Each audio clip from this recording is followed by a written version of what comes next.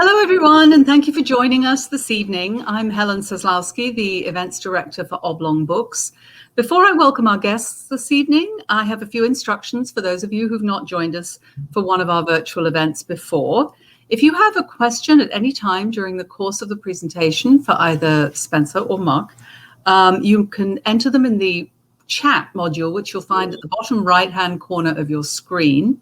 Or alternatively, there's a little Ask the Question module at the bottom of the screen, and you can open that up and pop your question in there. Either of them work just fine, and we'll address your questions at the end of the program. For those of you who would like to purchase a signed copy of The Secret Gospel of St. Mark, there's a little Buy the Book green button at the bottom of your screen. And we also have signed copies of All the Beauty Still Left, which is Spencer Reece's painted Book of Hours. So I'll get right into it. We couldn't be more delighted this evening to be hosting poet, priest, and National Book Award nominee Spencer Reece with his new memoir, The Secret Gospel of Mark. Spencer's first published book of poetry, The Clerk's Tale, was selected by Louise Gluck as the winner of the Breadloaf Writers' Conference Bakeless Prize and published by Houghton Mifflin in 2004. The titular poem was adapted into a short film by James Franco in 2010. Reece is also the author of the poetry collection The Road to Emmaus, published by Farrar, Straus and Giroux in 2014, which was a finalist for the Griffin Prize and longlisted for the National Book Award. He's the recipient of a Whiting Award, a Guggenheim Fellowship, and a National Endowment for the Arts Fellowship. For several years, he lived in Madrid, where he was the National Secretary to the Episcopal Bishop of Spain. He currently lives in Queens, New York, where he took over a parish who unfortunately lost their priest to COVID-19. Conducting the conversation this evening with Spencer, we're very pleased to welcome back award-winning poet and 2021 Guggenheim Fellow, Mark Wunderlich. Mark is the author of God of Nothingness, The Earth Avails, which won the Rilke Prize, Voluntary Servitude, and The Anchorage, which won the Lambda Literary Award. Welcome, gentlemen. I'd like to turn things over to you now. Thank you so much. And thank you to Oblong Books for sponsoring this event and for giving us this opportunity to speak. And to all of you who are joining in and are here as part of the audience, I just want to thank you for taking your time to be with us. I'm delighted to be able to have this conversation and to speak to a good friend and, of course, a writer whom I admire very much, Spencer. It's great to see you and great to talk to you. I love you. Well, I love you too, Spencer. And here's what I was hoping. I have a number of questions that I want to ask you about the book, but I was hoping that you might read us a little excerpt of your memoir. I'm going to hold it up here, with this lovely cover that we have. If you could maybe choose a little section and read to us. Yeah, you can hear me all right, right? Okay, good. I thought I would read something from towards the end of the book, Devotion 107. This is a scene as one of the things that happened to me was I became an Episcopal priest in my later life. And then that was strange enough. And then even stranger was my agnostic, non-religious father said to me one weekend that he wanted to be baptized, which was just a complete curveball that I had not imagined ever doing. So I baptized my father when he was in his early 80s. And this is my parents getting ready and the baptism happening. It's not very long, just 3 pages. Ready? Devotion 107. I needed to help my mother with a clasp. We were going to church.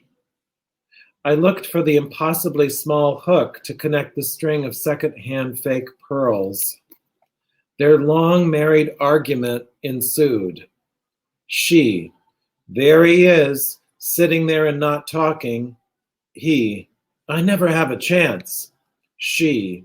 Whole hours go by and he never speaks. Me.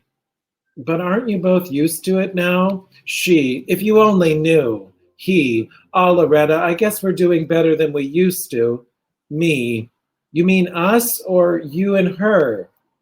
Pause. Me again. You mean us or you and her? Pause. Nothing. She. He just sits there. Answer your son. He. Well, I would if I wasn't so monitored all the goddamn time. She. See how he talks to me? He's nothing but an old crab. He. God damn it, Loretta. Me. We better get going. And so it went. And so it had gone. And so it would always go. Their great, long, mysterious love to which I was tethered. I have a dog in the background. Their great, long, mysterious love to which I was tethered.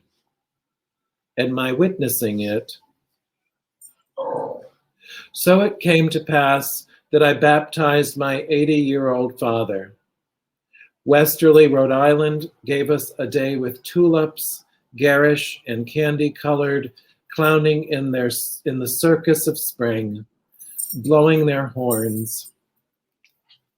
A gay couple, Roger and Dan, who had been in the church since I started there, agreed to be my father's godparents.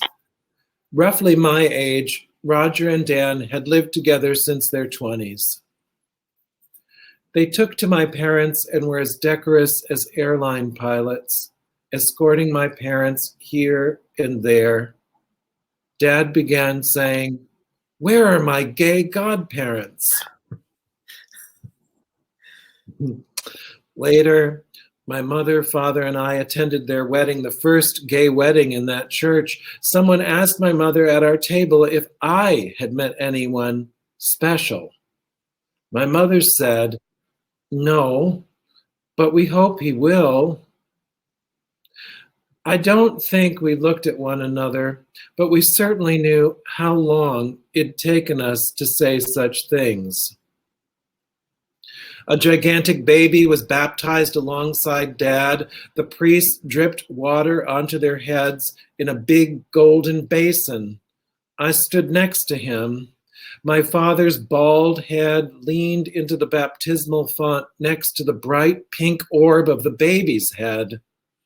His scalp covered with basal cells and age spots like a wild map of an ancient country. The two heads shone bright and reflected all the light in the church. Two beginnings. You could begin at any time. It was never too late. When Gerard Manley Hopkins died of a virulent form of typhoid fever, his parents came over on a boat from England, barely understanding who their son was. There had been much estrangement. The air smelled of rotten eggs from all the sulfurated hydrogen coming out of the factory stacks. The Jesuit priest gave Hopkins last rites, and Hopkins said, "I am so happy. I am so happy." I'd outlived Hopkins now a few years. Happiness, that elusive emotion, was near. After the rite, the family of the young big baby took out recording devices like a military flank getting into position. The mother took the baby into her arms and began to walk up and down the aisle. Then my father, unprompted by anyone, also began to walk up and down the aisle, accompanied by his two gay godparents. My father, tall, bald, Southern, conservative, Republican, basketball star for Duke, with his yellow teeth smiling, missing one upper incisor, looked as he did when we had walked down by the Mississippi. I watched from my pew and was not unaware of the 10 years we hadn't spoken over what? Monumental and unsolvable our problems. Now, there we were, father, mother, son, brother, proud, a part of something, finally, without tragedy, or carved more sharply by tragedy, and now joy. Round and round the church Dad went, round and round, dripping with baptismal water, looking in demeanor and carriage like Miss America. I turned my head to my father and watched him. Mom and I held hands. My brother sat to my right. Beyond the stained glass windows that featured biblical scenes, westerly quieted. The rich were coming back to Watch Hill. Lesbian seagulls swirled around the belfry and cawed contrapuntally with the church bell tolls. My parents were more at ease that Sunday.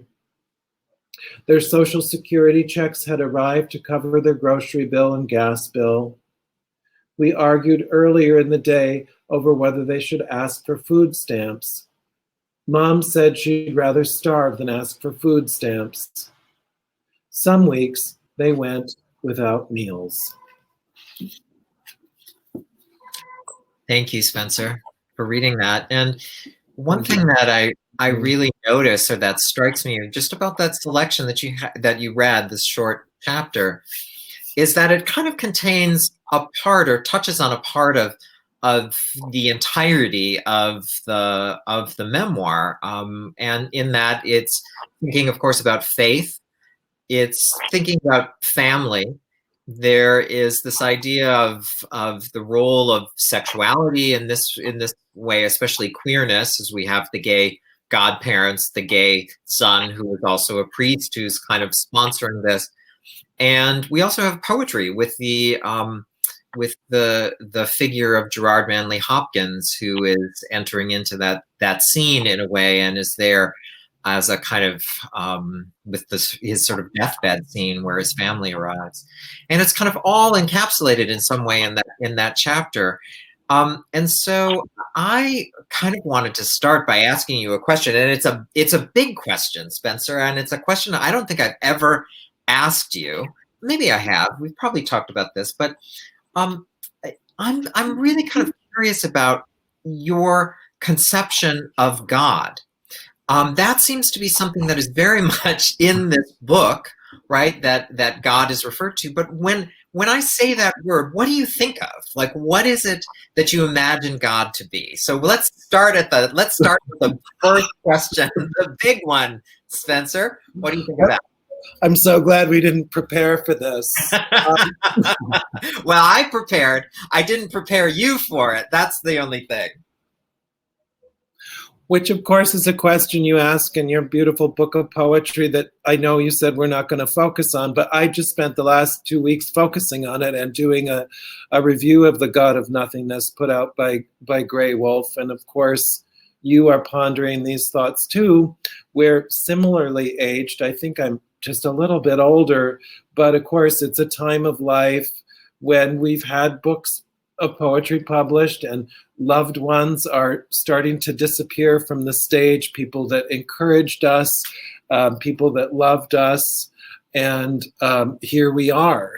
And we're both in some way or another, directly, indirectly, overtly, covertly, thinking, addressing some kind of God, I believe, right? Which is not answering your question yet, but I will.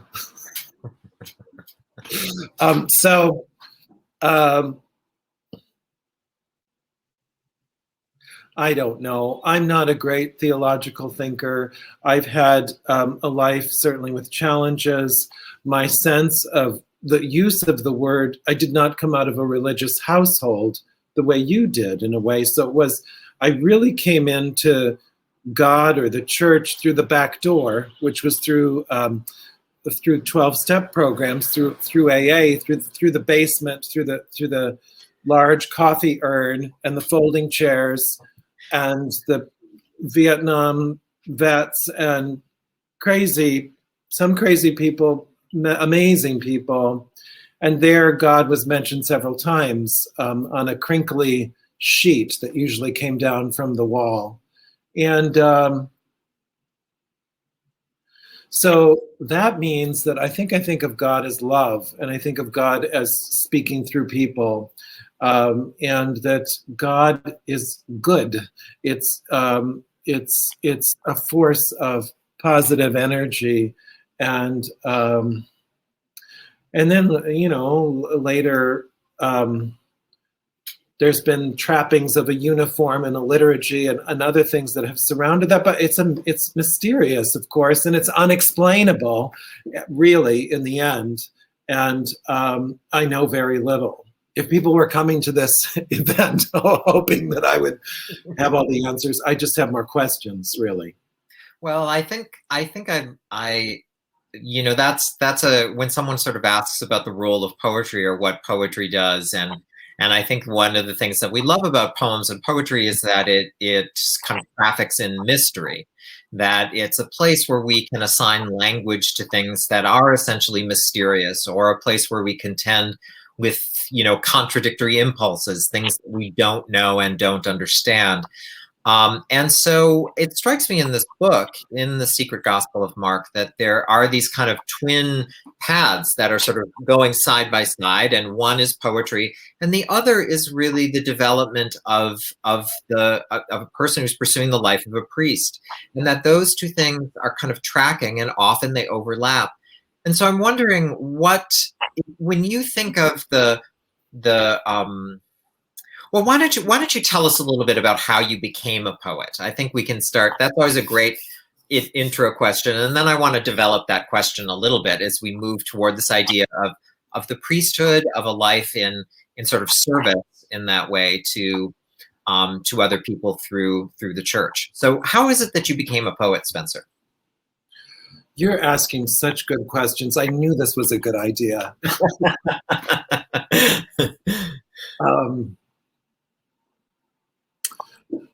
Thank you. So how is it that I became a poet? I was always, I had two parents who are still on the planet, who were very kind of bohemian, eccentric, and read constantly. And their, religion was books. It was, and they read constantly. I mean, and I mean constantly. I mean, like, I remember we went on a vacation once and my father finished this like huge book. It must have been 1,000 pages, and he put it down and he picked up another one, like, without even stopping, and started reading. I can't even read like that. But so I was exposed to the arts and literature early on through my mom while my dad worked. And I was drawn to, I think, like the nursery rhymes, the Mother Goose nursery rhymes, which are poems, and this sing-song quality of poetry. I read all the Wizard of Oz books. I was very much into fantasy life worlds as a kid growing up. Then I had an English class. In my high school English class, though, I was in the AP English class. I was really excited to be in this class. There were 10 of us in Minneapolis in this kind of rinky-dink prep school at the time, and something happened in that class. It was like all the lights went on in the world, and we had that Norton anthology, and that's where I discovered Sylvia Plath. And then it was kind of like an epiphany. It was like a religious experience. And I really was drawn to the poetry of Sylvia Plath, especially. And then I just like read everything she'd ever written, everything. And then I think I began to think at 17 that I wanted to do this. This is answering your question. So, and my parents, God bless them, there was no, you have to do this. I know several of my colleagues and friends did grow up with that mandate, and I didn't. And so I just kept reading poetry, writing it, writing it. And then it took a really, really very long time of that. And as you know, I was like 41 when The Clerk's Tale was published, and I was about to give up on the idea of being a published poet, which was so weird because it happened at the same time that the book won. So it just became an obsession. I don't know. I can't, again, it's hard to explain. Do you think that there's a relationship? I know that, and you write about this really quite movingly in the book about the idea of sort of discovering yourself as being gay, and that this sort of interplay between a kind of closetedness and being out. Do you think there's some relationship between the kind of the development of between gayness and poetry? I'm sort of thinking about like some of the writers you write about here. I'm thinking about James Merrill. I'm thinking about his wonderful memoir, actually, about the kind of realization of himself as a full person. Sometimes I was reminded of that book when I read your book. What is it? I think that there might be something having to do with hiddenness, with finding a voice, an authentic voice to speak with. But I'm wondering if you have reflected on that, if you could maybe, there's anything you could add to that. What is that relationship? I mean, certainly there are a lot of gay poets, right? But not all. When I think back to that high school moment when I really turned to poetry, I was suffering greatly, probably the most of my whole life. I mean, those high school years and early 20s, it's hard for everybody. I think it was hard for the cheerleader. I mean, it was hard for all of us. So why didn't the cheerleader turn to poetry? Maybe she did. I don't know. But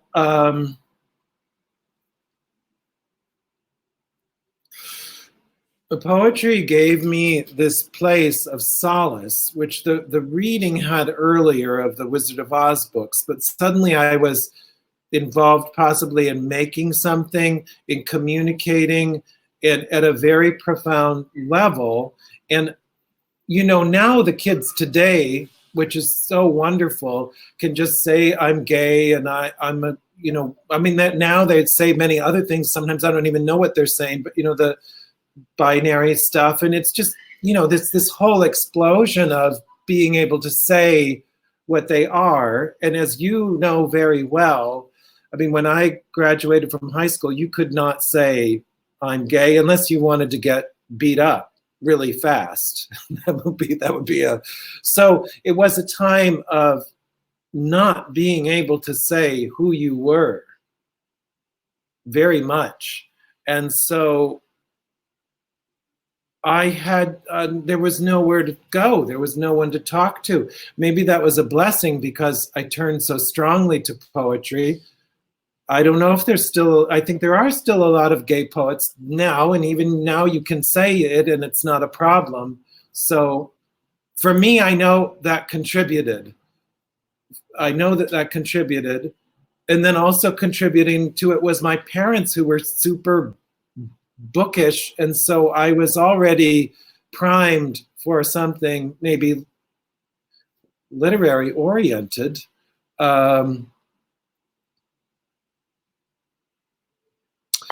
But poetry in particular is peculiar and intense, and maybe that does align with having a sexuality that is not what everybody else is, something that, well, for me was very shameful, and I thought I needed to leave the planet.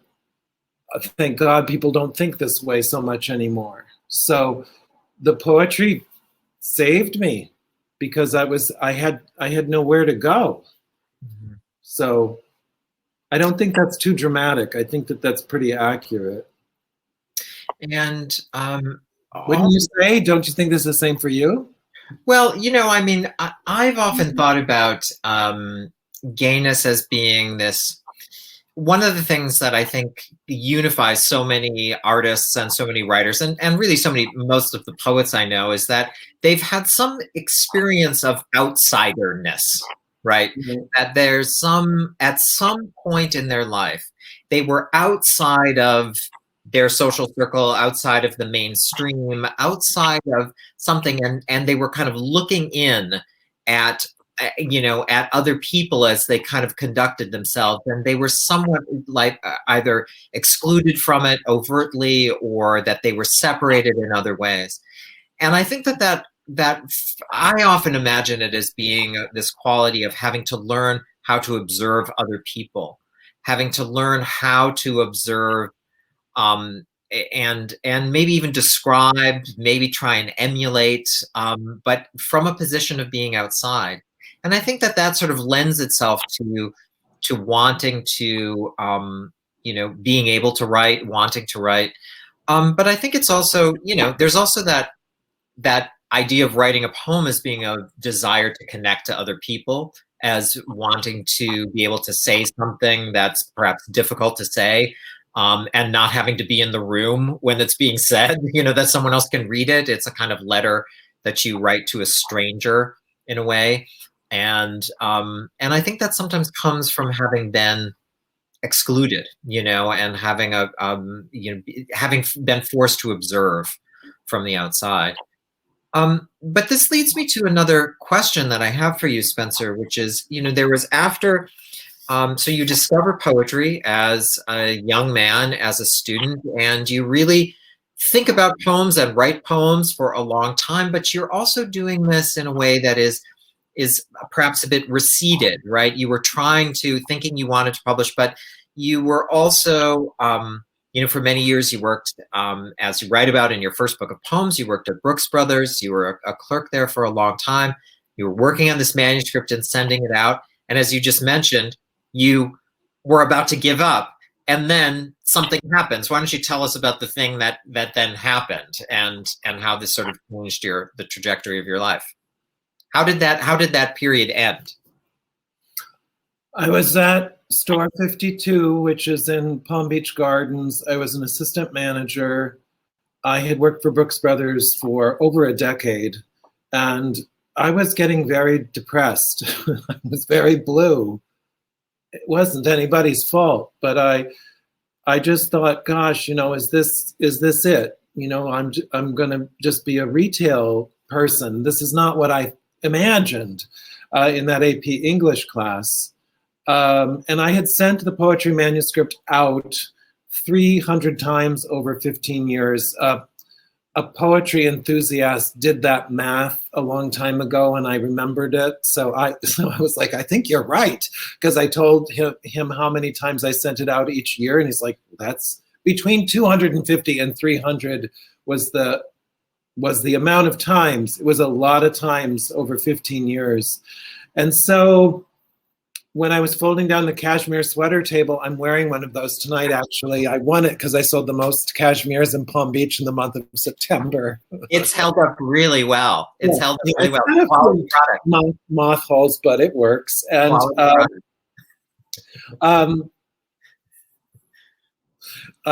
so then I folded down the table and I went home in my Neon, which had hand crank windows and no AC. The AC had gone in the car. And I said to myself, I need to stop submitting. I'm too old for the Yale Younger Poets. I don't know anybody. You need to know somebody. You have to have gone to an MFA. You need some kind of connection, and I don't have it. I don't know anybody. I'm in Palm Beach County. There are very few poets here. This is just ridiculous. I need to apply for the manager's job in Bell Harbor. I sent in the paperwork. I was not enthusiastic about it, but I just thought, this must be what I'm meant to do. I need to let go of this idiotic dream that I have been maintaining for 15 years. And I'm not making this up. So then I went home. And it was those answering machines with the red lights. I don't think they exist anymore. And on the machine was a message that Michael Collier, it was Michael Collier's voice, who's a great American poet, and he ran the Breadloaf Writers Conference at that time. And he said, if this is Spencer Reece, we need you to call us back. And I thought, I can't possibly have won this thing, because then they would like send me a letter. They wouldn't call me. They're calling me to say I'm the runner up. Like I couldn't process that I couldn't invest that I had won if I was going to hear in the morning that I had not won. So I couldn't sleep that night. And before I went to work in the morning, I called him and he said, no, you won. It's you. And I said, it's not like Spencer Lease or like your last name. Are you sure? And so he said, no, it's you. And I just couldn't believe it. Was very hard to take that in. But I took it in, and he said, Louise Glick is the judge, and she, will you call her back? She wants to has a few editorial suggestions. So my perverse sense of humor was like, no, I won't call her back. No editorial suggestions. I'll just wait another 15 years. So I did not say that. And I called her back, and we developed a friendship, and that my life, I stayed at Brooks Brothers another 5 years, but my whole world began to open up. It was shocking. So never give up. And I do love that story, of course, because it's one of almost, it's like it's almost tragedy of giving up. It's like you're coming home, dragging yourself home from work, and then all of a sudden it really is like something from a film. I can kind of imagine it, and that it did sort of change your life, and it began to kind of refocus your life to become that of a person of letters, of someone who writes books and gives readings, and I think that the reception to that book was tremendous. I was that it's an extraordinary first book of poems, and it really, I think, made such an effect. I still teach poems from it, and I think about it a lot. So I want to ask another question about another big kind of sort of conversion in your life, a sort of a change in your life. So then you you published your first book. It was out in the world. You began traveling around and giving readings, meeting other poets and finding yourself in that world. So then how did you... That's how I met you. Yes, I remember. It was on a snowy day in Vermont, actually, in 20 years ago. Yep. Yeah. When did you begin to contemplate the idea of becoming a priest? This is something, of course, that's, much of your memoir is about this, but sort of when did you...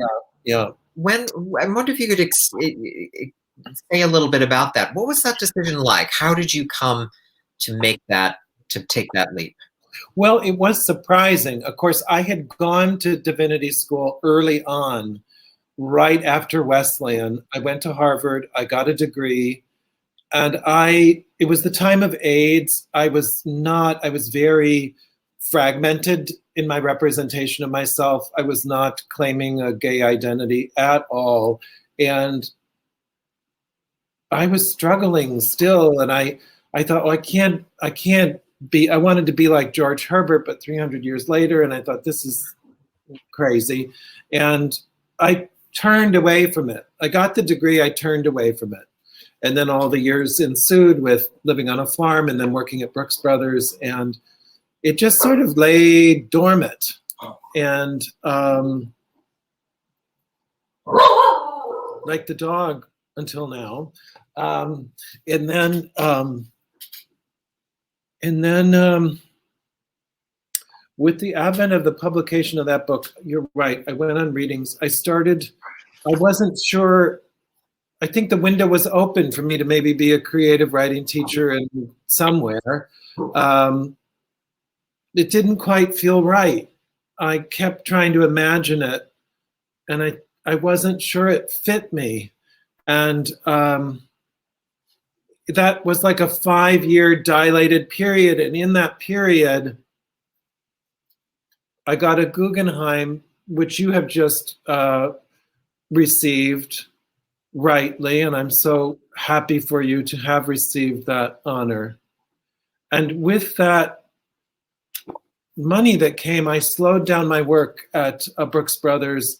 And one of the things I did was volunteer at hospice. And I began reading poems to patients that were leaving the world.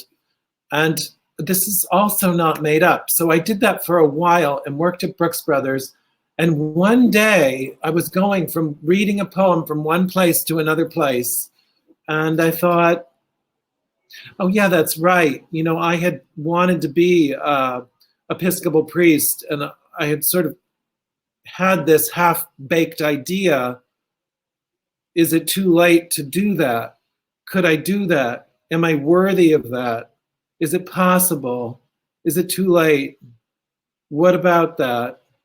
So then those conversations started, and I went to the church that I was going to. I was in the back row usually. I was not participating in groups. And I went to the office. They had never had anybody come forward that wanted to be a priest in that church, in the history of that church. And I just thought, I think this is what I'm supposed to do. So with a lot of trepidation, I started going through all and they said, no, I don't think it is too late. It's not too late. And I just kept asking people to mirror it if they thought it was right. And well, here we are. Now I've been a priest for 10 years. And I've never thought it was the wrong thing to do. I have had many doubts. I have had to walk the walk and talk the talk before I even knew what I was doing a lot sometimes. But it felt right. So one of the things that that readers of this book will learn, of course, is that much of your life as a priest has actually been conducted in Spanish. And in fact, this is the part of it. So you spent, was it 2 years in Honduras, I believe, that you were working at the orphanage. So you were there teaching English, but also living with a group of mostly adolescent, some younger, but mostly adolescent girls, orphans, from Honduras, and teaching English, living there at the school, at the orphanage. And then after that, you moved to Madrid, where you became the secretary to the Bishop of Spain, and working there as a priest, and writing the church newsletter, and preaching, and ministering to people, and all in Spanish. And I'm just wondering how this has kind of changed, how the idea of, did you set out to want to work in another country, or to learn to take on this other language and learn it, and sort of to develop this whole career? And now you work in a bilingual, actually a multilingual church, but you both minister in 2 languages there in Queens. And I would just like to hear you reflect on this a little bit, on this part of your career, which is, as a bilingual person, as a priest who's like working in 2 languages. How has this changed your life? Well, it has, I'm sure. It was very humbling to arrive in Madrid and start preaching in front of Spaniards and not have command. I learned Spanish later in life. I wanted to learn Spanish very much. And so I had to work really hard. And early on, an Episcopal priest said to me, "How old are you?" And I said, "I'm 44. And he said, this was after receiving the Eucharist at a morning prayer service. I think it's in the book. And he said, "You're too old. You'll never learn." And I just couldn't accept it. And so I did learn. And it was very humbling. It was very humbling.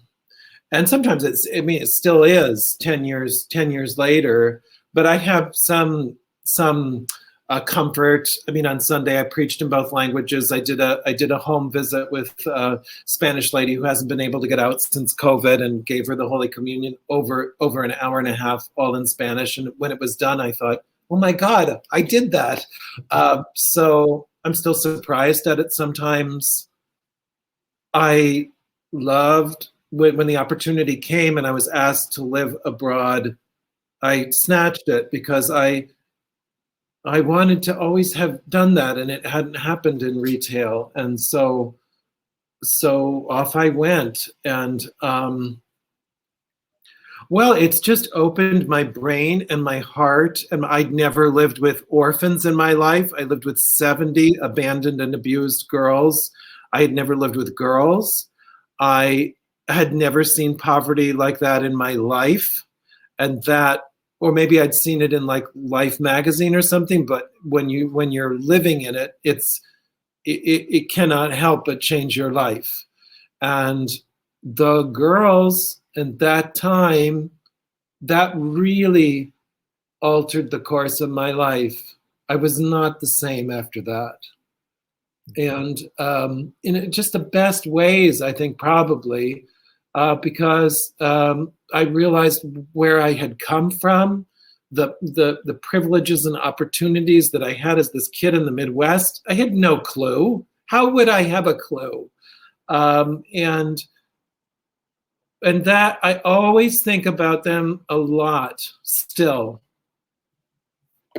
Yeah. So I want to, I could keep asking lots of questions. I know that we can talk about it. I want to see if anyone in the audience has a question for Spencer, and if you can please put it in the chat. Go ahead and we'll see it there. Spencer, in the meantime, I wonder if you could talk a little bit about some of your experiences meeting some of these writers who you write about. I'm thinking particularly of James Merrill, who you write about in this book. His wonderful selected letters have just come out this month, I think, and I've been sort of slowly reading them. And I'm just wondering if you could talk a little bit. You write about it in the memoir about meeting him, and I'm wondering if you could talk a little bit about how that happened and what the effect was on you. It was like, I mean, as a poet, a young poet, it was like meeting a movie star. And it was still the time of letters. And so I met him through letters. I found his address through Catherine Buechner, who appears in this memoir. And her father was Freddie Buechner, and Freddie Buechner, the religion writer, and Jimmy Merrill went to Lawrenceville together. And so they had remained friends their whole lives. And so I asked Catherine for his address as I was leaving divinity school at Harvard, and not knowing where to turn, not knowing what to do, and having started writing all these poems and wanting to write poems. And I want people to know how kind and civil and generous he was to me, who was like a very tiny, tiny player in the big picture of the life of James Merrill, just like a bit part, somebody running across the back during the main action. I knew him the last 5 years of his life. He wrote me several letters. They were always encouraging. He visited me on the farm in Minnesota. I went to his reading at the Walker Arts Center, and I met him in Key West, where he lived with David Jackson. And he made me practice Elizabeth Bishop. So Elizabeth Bishop was not such a big deal in that moment, which was 1990, maybe 1990. It hadn't really hit yet how amazing she was and the poems that she left. And he was crazy about Elizabeth Bishop, and he had known her. That was very exciting. And I loved the work of Elizabeth Bishop already. It has worked on me over time, and as I get older, I love it more. And so he made me practice one art, and the iambic pentameter. I remember I got it wrong, so he corrected me, and felt like meeting a movie star, which I also have met. Well, we have a couple questions coming in, and one is a sort of comment and a reminder. I'm sort of thinking of your debut of your first book, The Clerk's Tale. And there's a reminder here that the title poem, The Clerk's Tale, was featured on the back page of the New Yorker. So that's the kind of the scale of your debut, which was really, that you went from that, you were folding sweaters, and then the next day you have a full page in the New Yorker, which is really thrilling. And it was one of my first poetry publications. I mean, it was like, and and Alice is on this, which is so sweet. And she was amazing. She came to my ordination in New Haven. I mentioned that in the book. Yeah. And I mean, that whole experience, that poem that was about a specific person that I contacted, and what that did for him and his life was kind of it was amazing. Yeah. So another question we have here is really about, so you had a banner year this year in that you published 2 books, actually. We haven't even talked about your Painted Hours. You want to hold it up for us? Do you have it there? I do have it here. Oh, I have mine too, but it's in a stack here, and if I reach for it, I'm going to teeter the stack. There it is. All the Beauty Still Left. And this is a really lovely book about that, about that big. And if you don't have it, it'd actually be a great Mother's Day gift, wouldn't it? There we go. We'll move the product. So this is a lovely book in which there are reproductions of watercolors that you've done, of paintings that you've done, and quotes from poems that you admire, that are kind of their opposite. And it's a beautiful little book of meditations.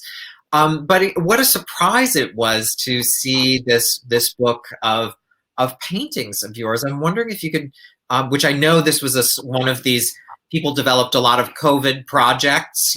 I think that this was one of yours. There, you started painting really regularly as a kind of meditative practice, really.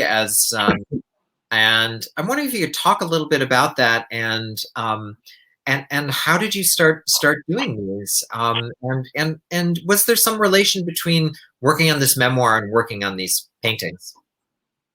Oh, this is also one of your paintings, of course, on the cover of. That's from Yaddo. Yeah. When you dropped me off in that room. Oh yes. Yeah, we went to dinner. You generously gave me a steak. I remember it. I know you needed a little iron in your blood. Yeah, You needed to be fortified. I had always painted since early on. My father loved to draw, and we went to drawing classes together when we were kids as something to do when he wasn't working at the hospital. His family claimed he was related to Benjamin West, who was this famous painter. And it was true that a lot of men on that side of the family, there weren't that many, it was a small lineage, but frequently, like Uncle George and Delbert, they all drew. So it was this thing, along with the reading, that did happen on the farms in Iowa, where a lot of these people were, that they were reading and drawing, not professionally.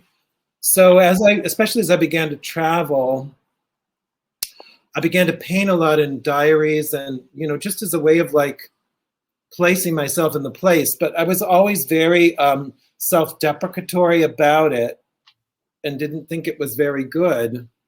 And I had a friend that kept telling me to keep doing it, as sometimes when I would get frustrated or sad, she would say, well, do another one of those paintings. And she really hammered at me to do it. And sometimes I get annoyed with her, but I did it.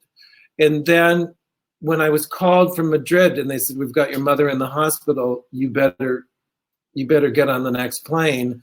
And I came back, as you know, and then this pandemic started. And I was in a very small apartment with my two elderly parents. First time since I was like 17. I know I called you during this period. I began painting. The words of this friend came back to me, and I was painting almost every day. And then Ruth Greenstein from Turtle Point Press, which put out this book, and they did a phenomenal job. Like, I'm just so happy the way these books feel and look, and it has a ribbon, aquamarine ribbon. And Ruth just did an amazing job. She came over once during the pandemic. We were all masked up and talking to each other like out of a Ionesco play, isn't that, with the chairs where they're at either ends of the stage, trying to figure out this book. And we did. And I couldn't be more pleased. And I want to do more painting. I'm going to take another workshop and learn more. And it's just it gives me a lot of peace, as poetry does, but in some kind of different way. And so I'm grateful to them. And it is beautiful. These books are beautiful. And because they're made in paper overboard, which is this new material, they both are made out of that. And now I'll really push the product like I meant Brooks Brothers, right? They're both, the price point of both of them is lower than normal, in part because of that material. So yeah, we can talk about price point and the color story, just like at Brooks Brothers. We have a couple other questions here. And one of these is, you were quoted in the Paris Review as saying that, quote, poems are spiritual suitcases. And I'm wondering if you could talk a little bit about what you mean by that. Well, I think I'm thinking of the girls in Our Little Roses. And, poetry had never been taught there when I landed there, in the murder capital of the world, this place that people forget about. And I was teaching them English on a Fulbright, and the printer didn't work. No hay tinta, they would say in the morning. So there was no ink to print anything. The textbooks really bored them to death. And the only thing I had was all these memorized poems, which goes back to James Merrill and memorizing one art with him. And I began saying these memorized poems to these girls and having them memorize them back. Just like maybe the way poetry first got taught in the very, very, very beginning of everything, with Cadmian, isn't that his name? Mm-hmm. So when I left, I said to these girls, I don't know what you always have Shakespeare. You can recite this poem. No one can take it away from you. Whatever people say, whatever they do, you've always got this. And you can hold your head up high and say it. So I think I meant that, and just that you know this, Mark. I mean, you could just take poetry with you. It's the most invisible art, and you can just take it with you wherever you go. I love that idea, of course, that it is a thing that it sort of lives inside of you. It's a thing that you possess, and but you can also live in it. A couple more questions here. This one, I'm wondering if you can tell us about the chapbook prize, the next poetry prize that you established. And I think he's going to get a prop if you're out there. Yes. Yeah. So I gave birth to triplets. So there's also this. Oh yes, Letters from Spain. And Lawrence Schimmel and Madrid translated it beautifully. And this is part of my third book of poetry that'll come out with Jonathan Galassi in 2024, called Acts, and ACTS. And this is a sequence, and it's in Spanish and English, and it is really beautiful. And you can order this through Four Seasons Bookstore, which is in Virginia. They have all the chapbooks. And if you buy this book, all $25 goes towards the effort to promote Latinx writers. Somewhere in this interview, you asked me about how these experiences have changed me. And, one of the things about learning Spanish and meeting a lot of Latinx poets, as I have now, and like the people that run Tia Chucha Press and so many, was I wanted to do something to promote Latinx writers and help them get launched and out there. So if you buy this chapbook, all the money goes towards the prize, and Carmen Jimenez Smith, who I think is your friend too, will be the next judge. And you're on the board too, right? Yeah. Yeah. So anyway, we're going to do an event for that in June. It'll be wonderful. Yeah. So, it came out of, I started this author series in Madrid when I wasn't working as the secretary to the bishop, and that turned into this giant festival, which I left Madrid with as I got on the plane with my crazy dog. And so a part of that was this Lorca Prize that we gave out that festival. And so I'm continuing that with Francisco Aragon, a wonderful writer, and Hope Snyder. The three of us make up a trio that's figuring this out and getting the word out, and hopefully we'll have a chapbook in another year. That's fantastic. And, I have to say we're coming up to the hour, and but we have one more question here, and I thought I would just go ahead and ask it and see if you want to.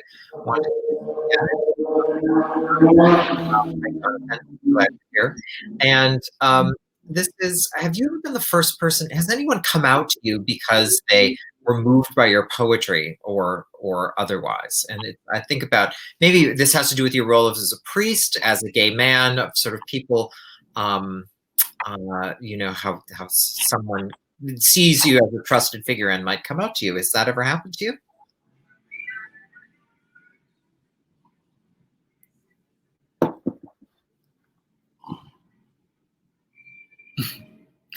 I